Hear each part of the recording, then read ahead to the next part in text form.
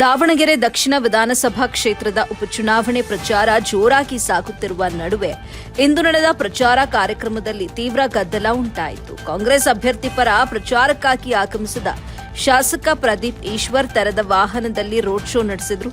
ಈ ವೇಳೆ ರೋಡ್ ಶೋನಲ್ಲಿ ಮೆರವಣಿಗೆ ಸಾಗುತ್ತಿದ್ದಾಗ ಪರಿಸ್ಥಿತಿ ತೀವ್ರ ಉದ್ವಿಗ್ನಗೊಂಡಿತ್ತು.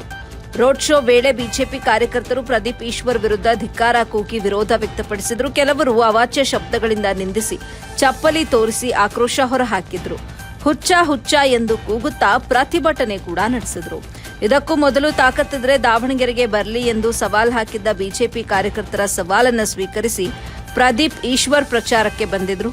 ವಿರೋಧದ ಘೋಷಣೆಗಳ ನಡುವೆಯೂ ಕಾಂಗ್ರೆಸ್ ಬಾವುಟ ಹಿಡಿದು ತಮ್ಮ ತೋಳ್ಬಲ ಪ್ರದರ್ಶಿಸಿದರು. ಸ್ಥಳದಲ್ಲಿದ್ದ ಪೊಲೀಸರು ಪರಿಸ್ಥಿತಿಯನ್ನ ನಿಯಂತ್ರಿಸಲು ಹರಸಾಹಸವೇ ಪಟ್ಟರು. ಬಿಜೆಪಿ ಕಾರ್ಯಕರ್ತರನ್ನ ತಡೆಯಲು ಬ್ಯಾರಿಕೇಡ್ಗಳನ್ನು ಹಾಕಿ ಪರಿಸ್ಥಿತಿಯನ್ನ ಹತೋಟಿಗೆ ತರಲಾಯಿತು.